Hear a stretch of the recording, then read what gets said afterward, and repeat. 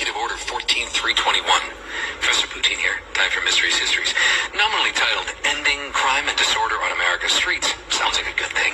This is the executive order that's being used by the National Guard and ICE and police to sweep the homeless people off the streets in Washington, D.C. and maybe in Memphis and Chicago and St. Louis, wherever else the Trump administration decides to go. And you might be sitting there thinking, well, I'm not homeless, so I don't care. There's a few sentences in there you probably should be aware of, and if you don't believe me, I put the link in my bio below. You can read it for yourself. There's a sentence in there that authorizes the reversal of state and federal precedents against involuntary incarceration. And it encourages all the federal agencies that are executing this particular order to target chronic drug users, the mentally ill, and the homeless. And they are to put those people into, quote, appropriate facilities for an appropriate amount of time. Now, you might be thinking that's a great idea. Put them into a treatment facility, put them into a hospital, put them into a halfway home. If need be, I guess we could put them into a mental institution or a prison. Yeah, but the executive order also says that if there's no room in a mental hospital or a treatment facility or prison, quote, this executive order ensures that those individuals are not to be released back into the public, end quote. Well, where are we going to put them? Oh, right, Alligator Alcatraz. Good thing we built those concentration camps. And again, you may be saying, yeah, but I'm not homeless. I'm not a chronic drug user. Maybe not. But have you ever sought treatment for alcohol addiction or any other addiction? Have you ever sought medical treatment for anxiety or depression, bipolar disorder, schizophrenia? Any other mental illness? Know anybody that has? Because this executive order also authorizes the federal government to hand over the medical records of anybody who might be in need of, quote, involuntary incarceration, end quote.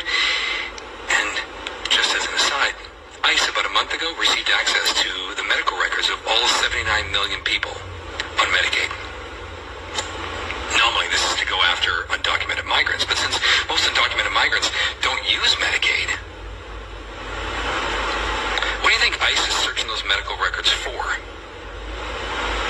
We have some breaking news. What if the government could lock you up just for being different or for having a different opinion? Trump just signed an executive order that lets states force people into treatment centers against their will if local authorities act on it. The public thinks this is about homelessness, but it's not just that. The homelessness issue seems to be a distraction from the real purpose of this order. The order says anyone deemed mentally ill and unable to care for themselves could be institutionalized even if they have a home. No jury, no trial, just a government official deciding you're a risk. Trump's DOJ was even told to overturn court rulings that protect your right to refuse confinement. Civil rights groups say this could be used to silence protesters, whistleblowers, or anyone the government wants to disappear. There's no new money for care, no limits on who decides, just a pen and power, and Trump is wielding that pen. This isn't a homelessness policy, guys. It's a blueprint for control and fear. I just can't stop thinking about this. The Attorney General shall, quote, assess federal resources to determine whether they may be directed toward ensuring, to the extent permitted by law, that detainees with serious mental illnesses are not released into the public because of a lack of forensic bed capacity at appropriate local, state, and federal jails or hospitals. What in the hell does this mean? Warehousing people? Using those billions of dollars in the new detention facilities to disappear people living in poverty? We're already seeing reckless human rights violations, violations of due process for undocumented people, as well as those with citizenship. So how are we supposed to believe this administration will follow any sort of principles related to preventing human rights violations when it comes to this plan for the unhoused? I can't even describe the level of rage that I feel. I may, at this point in this video, have a rage rash on my neck. I don't know. I hope I do, because I want people to see the rage here, because I hope you feel it too. I hope you know that you're not alone. Under the guise of public safety, this administration is prepared to amp up their assaults on human and civil rights. And so this is what they want.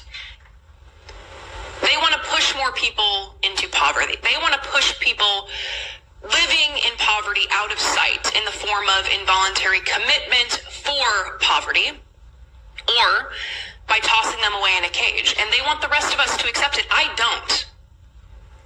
I reject the propaganda that tells me that there's something unique and special about me that allows me to live in a house and not on the street. I'm lucky. I'm no different than anyone who's living on the street, and I know that I'm not immune from ending up there myself should enough tragedy happen in my life.